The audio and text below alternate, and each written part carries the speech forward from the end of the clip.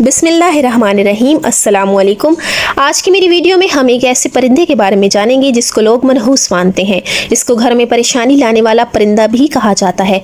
कुछ लोग तो इस परिंदे के बारे में ये भी मानते हैं कि ये परिंदा जिस घर में बोल पड़े उस घर में या तो बहुत बड़ी मुसीबत आने वाली होती है या किसी न किसी की मौत होने वाली होती है। लेकिन दूसरी तरफ अगर इस्लाम की तारीख में देखा जाए तो इस्लाम की तारीख में इसी परिंदे का बहुत बड़ा अहम किरदार है और इस्लाम की तारीख में इस परिंदे के बारे में बहुत अच्छे अल्फाज में जिक्र किया गया है। आखिर हम लोगों का इस परिंदे के बारे में ऐसा सोचना सही है और इस परिंदे का इस्लाम की तारीख में अहम किरदार कौन सा है, ये तमाम दिलचस्प मालूमात आपको मेरी इस वीडियो में मिलेंगी। इसके लिए आप वीडियो को एंड तक लाजमी देखें और चैनल को सब्सक्राइब ज़रूर कर लें। इस परिंदे का नाम उल्लू है और हमने कहीं ना कहीं अपनी ज़िंदगी में इसको ज़रूर देखा होगा। ये हमेशा उदास ही रहता है और हमेशा लोगों से छुप कर रहता है, हमेशा वैरानियों में रहता है।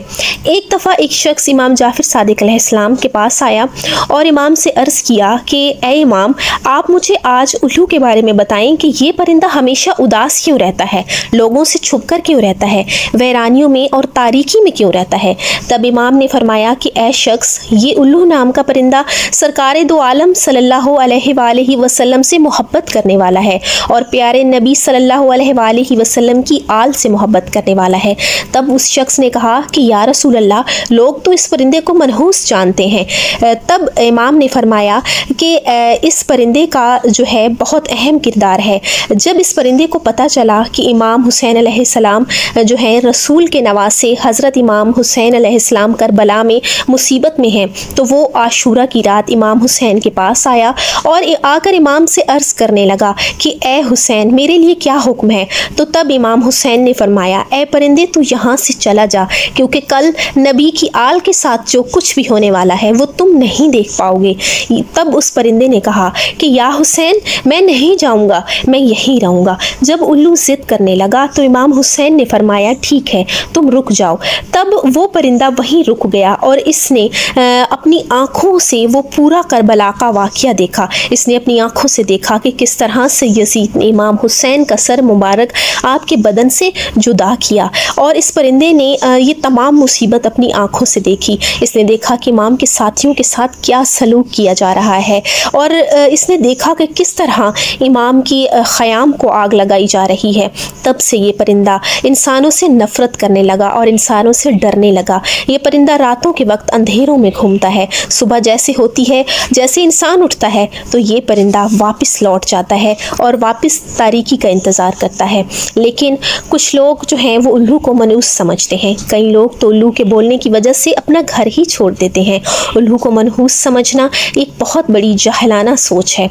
आज भी ये परिंदा इमाम हुसैन अलैहिस्सलाम के गम में ही है और अगर कहीं इंसान नज़र आ जाए तो वो डर जाता है। ये परिंदा कम बोलता है और इस परिंदे ने अपनी आँखों से जब करबला का वाक़या देखा, सारा वो वाक़या इसने देखा, तो तब से ही ये परिंदा जो है अपनी नज़रों को इधर उधर नहीं घुमा सकता। ये सिर्फ सीधा ही देख सकता है, ये सिर्फ अपनी गर्दन को घुमा सकता है।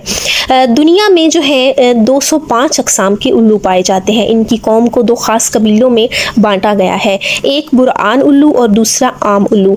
जो कीड़े मकोड़े इंसानों के खेतों को जो है नुकसान पहुंचाते हैं और ऐसे कीड़े मकोड़े जो इंसानों के दुश्मन होते हैं, तो ये उल्लू उनको अपनी खुराक बनाकर खेतों को बचाते हैं और इंसानों का कई ज़्यादा करोड़ों का नुकसान होने से बचा लेते हैं। आमतौर पर इसकी उम्र जो है वो 12 साल होती है और ये अक्सर वैरानों और तारीखियों में ही रहता है और जैसे ही सुबह होती है ये वापस अपने घोंसलों को लौट जाता है। कम बोलता है क्योंकि आज भी ये इमाम हुसैन अलैहिस्सलाम के गम में ही है। इसने आले रसूल का वो सारा वाक़या अपनी आँखों से देखा, तब से ही ये इंसानों से नफ़रत करने लगा है।